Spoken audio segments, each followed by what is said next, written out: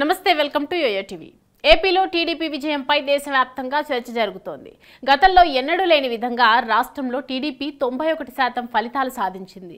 NDA గెలుపు వెనుక ఉన్నది పవనే అయినా టీడీపీ విజయం వెనుక ఉంది మాత్రం 100కి 100 పాళ్ళు వ్యూహకర్త రాబిన్ శర్మ.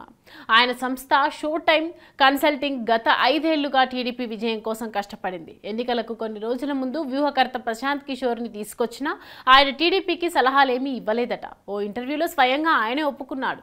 ఏపీలో 2019 ఎన్నికల్లో 23 సీట్లు మాత్రమే గెలిచింది టీడీపీ. దాంతో పార్టీని గాడిలో పెట్టేందుకు షో టైమ్ కన్సల్టింగ్ సంస్థతో అగ్రిమెంట్ చేసుకున్నారు చంద్రబాబు.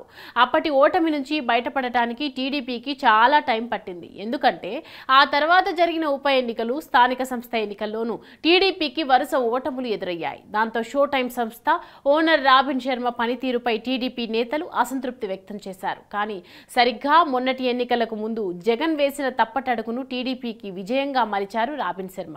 చంద్రబాబు అరెస్ట్ అయ్యి జైల్లో ఉండటం, అదే టైంలో పవన్ కళ్యాణ్ మద్దతు తెలపడం, ఆ తర్వాత ఎన్డీఏ కూటమితో జత కట్టడం లాంటి పరిణామాలను క్యాష్ చేసుకుంటూ వ్యూహాలు రచించారు robin Sharma. Central command control war rooms ఏర్పాటు చేసి టీడీపీ గెలుపు కోసం ప్రత్యేకంగా ప్లాన్ చేశారు. ట్రైనింగ్ ఇచ్చి 200 మందికి పైగా సిబ్బందిని పెట్టుకున్నారు. ఏపీలోని 175 నియోజకవర్గాల్లో ఆఫీస్ బేరర్లను నియమించారు. ప్రతి అసెంబ్లీ సెగ్మెంట్కు ప్రత్యేకంగా ప్లాన్ చేస్తూ వాటిని ఎప్పటికప్పుడు వార్ రూమ్ కి అందిస్తూ అక్కడి నుంచి ఆదేశాలు ఇస్తూ పనిచేశారు. గ్రౌండ్ లెవెల్లో అన్ని నియోజకవర్గాల్లో టీడీపీ గెలుపు కోసం 1400 మందికి పైగా సిబ్బంది పనిచేసినట్లు షో టైమ్ కన్సల్టింగ్ తెలిపింది. యువత, మహిళలు, ఎస్సీ, ఎస్టీలు ఇలా ప్రతి వర్గాన్ని టార్గెట్ చేసుకుంటూ పనిచేశారు.